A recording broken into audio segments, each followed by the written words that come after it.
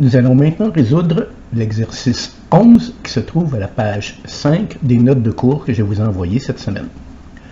On vous demande de donner la représentation stylisée des molécules suivantes. Alors, croyez-le ou pas, mais la façon dont j'ai dessiné ces molécules-là, c'est pour essayer de vous donner les angles et la forme approximative que votre représentation stylisée va avoir. Alors, c'est voulu. J'aurais pu faire une représentation semi-développée beaucoup plus linéaire, mais en lui donnant cette forme-là, ça peut vous aider à trouver la bonne forme. Alors, la première ici. On a 3 atomes de carbone. Alors, ce qu'on vous a dit dans les notes de cours et ce que je vous ai expliqué dans la petite capsule sur la signification réelle de la représentation stylisée, c'est que on ne représente pas les atomes de carbone ni les hydrogènes qui sont liés aux atomes de carbone. Donc, en bas à gauche, ici, il va y avoir un trait pour représenter cette liaison-là entre le CH3 et le CH. Le CH est lié avec un angle d'environ 109 degrés à un autre carbone. On va faire le foyer. Et donc ici, ce qu'on a, c'est un carbone qui est lié à un autre carbone qui est lié à un carbone. Maintenant, le carbone, le CH ici, il est lié à quoi? Il est lié à un oxygène. Bien, cet oxygène-là, on doit l'indiquer. Et s'il y a des hydrogènes sur les atomes qui sont autres que le carbone, l'oxygène n'est pas un carbone, il y a un hydrogène sur l'oxygène, on le met dans la représentation stylisée. Alors, la représentation stylisée de cette molécule, CH3, CH, CH3, OH, c'est celle-ci. Alors, on a un carbone ici, on n'indique rien, on n'indique pas que c'est un carbone, c'est sous-entendu quand on fait de la chimie organique, il y a toujours des atomes de carbone. Sur les carbones, il y a des hydrogènes, on ne les indique pas, on indique seulement les liaisons qu'il y a entre les atomes de carbone et les autres atomes que les hydrogènes.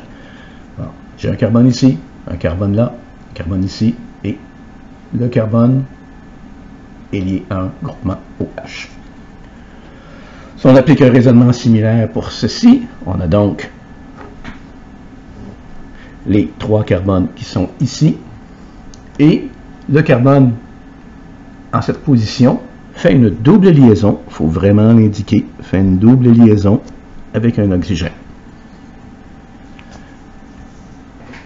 On descend, on a un CH3, donc un carbone, qui est lié à quoi? À un oxygène, qui est lié à un carbone, que je ne représente pas, et le foyer se refait tranquillement pas vite.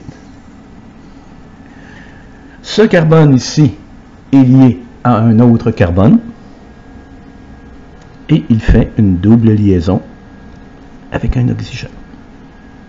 Ouh là là, le foyer.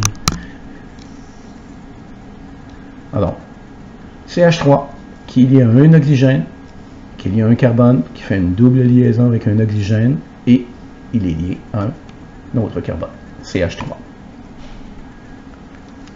Celui-ci, un carbone qui est lié à un oxygène, qui est lié à un CH2, qui est lié à un CH3. Celui-ci, un CH3 qui est lié à un CH2, qui est lié à un carbone, qui fait une double liaison avec un oxygène et qui est lié à un hydrogène. Alors, vous allez me dire, en représentation stylisée, on n'indique pas les hydrogènes sur le carbone. Eh bien non. Alors, si vous avez fait ceci, vous avez fait une erreur. Il n'est pas supposé y avoir de trait pour ce lien-là ici. Alors, vraiment, il n'est pas supposé être là.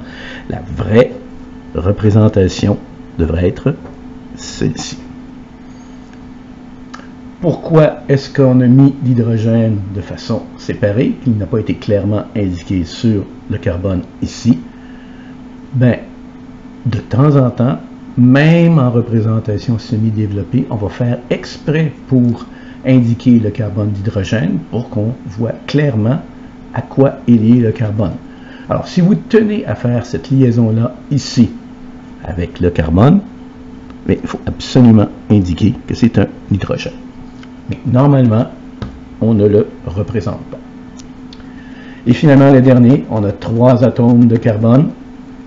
1, 2, et donc 1, 2, 3 atomes de carbone, et le dernier carbone est lié à un OH. Qu'est-ce que je peux ajouter maintenant? Regardez comment j'ai dessiné ici ma liaison avec l'oxygène. L'oxygène fait un lien avec 2 atomes de carbone. L'oxygène est placé entre les 2 traits. Mais c'est la même chose qu'on doit faire ici ou là.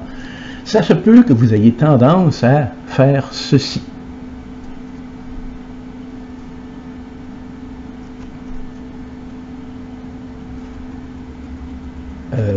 Non, l'oxygène doit être entre les 2 traits.